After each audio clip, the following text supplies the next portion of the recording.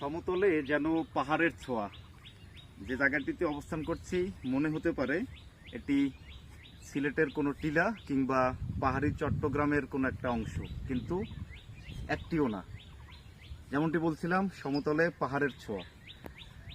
ঐতিহ্যবাহী ময়নামতি দুর্গতে আমরা অবস্থান করছি।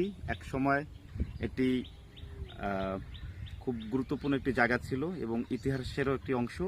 দিনে দিনে যে পরিধিটা আছে সেটি কমতে শুরু করেছে। পিছনে দেখতে পাচ্ছেন বিস্তীর্ণ ফসলের মাঠ।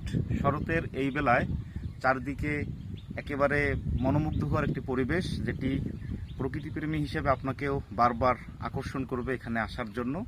আমন্ত্রণ রইল।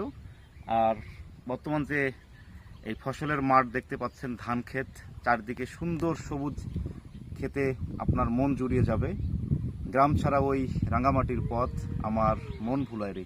সেই দৃশ্যটিও দেখবার জন্য হলেও আমাদের গ্রামেই আপনাকে আসতে হবে। এবং এই ধান খেতেই কিন্তু কিছুদিন পর মৌ মৌ গন্ধে ছড়িয়ে যাবে চারদিক, তখন এই দৃশ্যটি আরও ভালো লাগবে। ধন্যবাদ সবাইকে। আমন্ত্রণ রইল আমাদের প্রিয় ময়নামতি দুর্গ দেখবার জন্য। ধন্যবাদ।